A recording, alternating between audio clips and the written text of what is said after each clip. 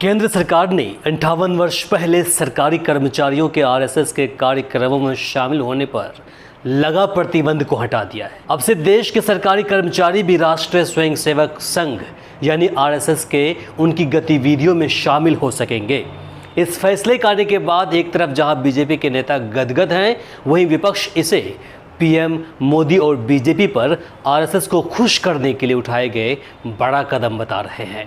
वे PM Modi के media को दिए उस बयान को याद दिला रहे हैं जहां मोदी ने कहा था कि मैं बायोलॉजिकल नहीं हूं, मुझे परमात्मा ने भेजा है। और उसके बाद आरएसएस प्रमुख मोहन भागवत का बयान का आना, आत्मविकास करते समय एक मनुष्य सुपरमैन बनना चाहता है, सुपरमैन के बाद वह देवता और फिर भगवान बनना चाहता है।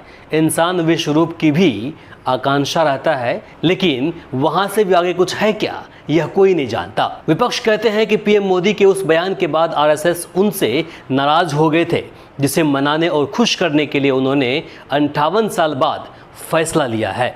नेताओं की प्रतिक्रियाओं को जानने से पहले हम आरएसएस के बारे में संक्षेपण में कुछ जानकारी प्राप्त करते हैं।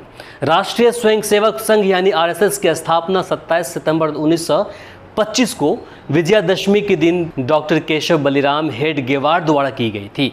उन्होंने हिंदू राष्ट्रवाद की विचारधारा के आधार पर 98 साल पहले नागपुर में आरएसएस की स्थापना की। सबसे पहले 30 जनवरी 1948 को राष्ट्रपिता महात्मा गांधी की हत्या के बाद सरदार पटेल ने आरएसएस पर प्रतिबंध लगा दिया। इसके पीछे की वजह यह रही कि बापू की हत्या को संघ से जोड़कर देखा गया।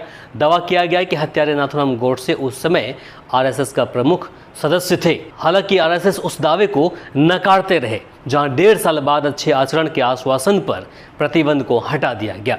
इसके बाद केंद्र की तत्कालीन सरकारों ने 1966, 1970 और 1980 में जारी उस आदेशों में संशोधन किया, जिनमें सरकारी कर्मचारियों के आरएसएस की शाखाओं और उनकी अन्य गतिविधियों से दूर रहने के लिए रोक दी थी।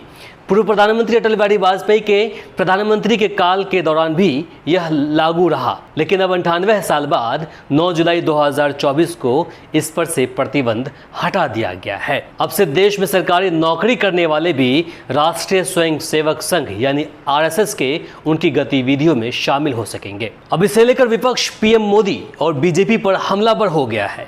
बीजेपी के करीबी माने जाने वाले बीएसपी प्रमुख मायावती ने ट्विटर पर केंद्र सरकार को घेरा।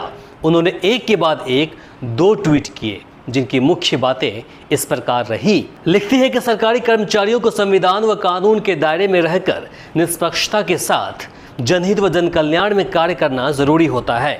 जबकि कई बार प्रतिबंधित रहे आरएसएस की गतिविधियां काफी राजनीतिक ही नहीं बल्कि पार्टी विशेष के लिए चुनावी भी रही है। ऐसे में यह निर्णय अनुचित तुरंत वापस हो। वहीं एआईएमआईएम प्रमुख असदुद्दीन ओवैसी ने मेमोरेंडम टैग करते हुए ट्वीट किया, सरकार ने सरकारी कर्मचारियों के आरएसएस गतिविधियों में भाग लेने पर प्रतिबंध हटा दिया है। अगर यह सच है तो यह भारत की अखंडता और एकता के खिलाफ है।